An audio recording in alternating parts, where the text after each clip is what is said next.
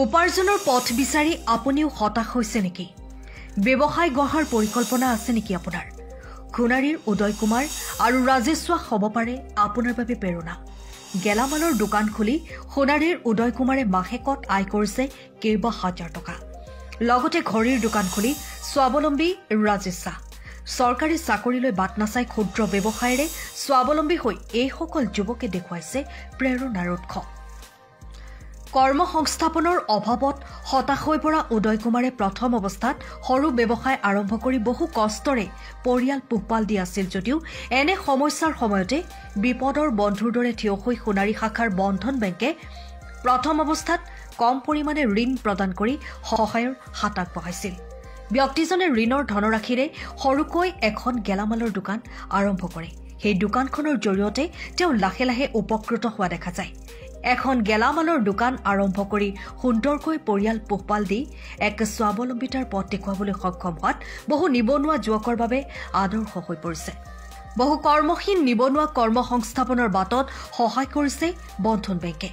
অতি সহজ প্ৰক্ৰিয়াত ঋণ ল'ব পৰাৰ ব্যৱস্থা কৰি বন্ধন বেংকে সহায় কৰিছে বহু সাধাৰণ লোকক। বন্ধন বেংকৰ ঋণৰ জৰিয়তে ক্ষুদ্ৰ ব্যৱসায় আৰম্ভ কৰি উপাৰ্জনৰ বাট মোকলাইছে বহুজনে।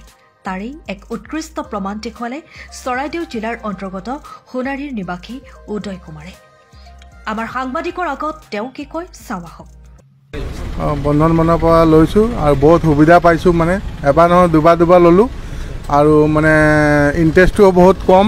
মানুহে মানে নিজৰ পইচা পাতি লগাই ধৰক মানে কিবা ইউটিলাইজ কৰিব লাগে। মই সৰু দোকান আছিলে, আজি অলপ ডাঙৰ কৰিলোঁ। এই বন্ধন গোটৰ পৰা লৈ পিনে মই চব বস্তু কৰি আছোঁ। সেইটোৱে মোৰ মানে হেৰি। আৰু নৱপ্ৰজন্ম এইটোৱে কম মানে ভাল আৰু এইপিনে ইউজ মানে কৰিব লাগে। বেলেগ কামত লগাব নালাগে, নিজৰ মানে বিজনেছত বা কিবা এটা কামত লগাওক। মানে বেংকত যোনটো পইচা দি আছে সেইটো সুবিধা হিচাপে আপুনি মানে কাম কৰিলে বেছি ভাল।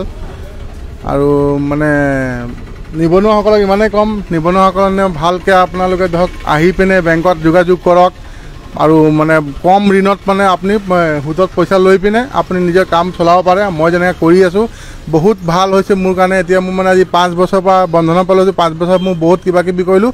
মাটিও ল'ব পাৰিলোঁ এডোখৰ ক'ৰবাত। মানে আপোনাৰ ক'ৰবাত ধাৰ ল'ব দৰকাৰ নাই। আপুনি বন্ধন বেংকত আহি পিনে আপুনি যোগাযোগ কৰক, পইচা আপুনি ভাল কিস্তিত পাব আৰু আপোনাৰ সুবিধা হয়। মানে এওঁ হৈছে সোণাৰীৰ অন্য এজন উদ্যমী যুৱক ৰাজেশ্বা।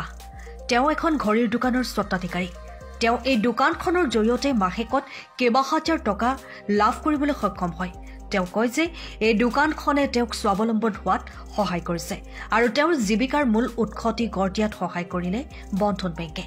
বন্ধন বেংকৰ পৰা ঋণ লৈ ক্ষুদ্ৰকৈ দোকানখন গঢ়ি তুলিলে আৰু পৰৱৰ্তী সময়ত ঋণৰ পৰিমাণ বৃদ্ধি কৰি দোকানৰ পৰিসৰ বৃদ্ধি কৰিলে আৰু লগতে উন্নতিৰ জখলাত বগাবলৈ সক্ষম হৈছে।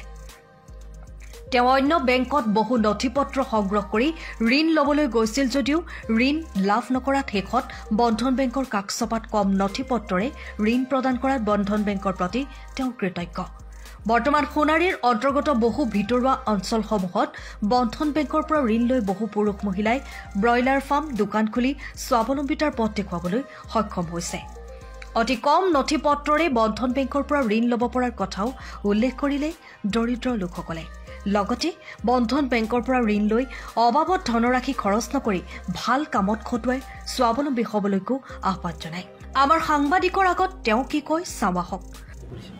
বন্ধন বেংকে মানে আপোনাৰ হেৰি লকডাউনৰ পিছত মানে আমাৰ পুঁজি পাতি চব কম হৈছিলে। তো পিছত মানে আমাৰ মানে বন্ধন বেংকে মানে আমাক সহায় কৰিলে। প্ৰথম দিছিলে আমাক 40,000 দিছিলে।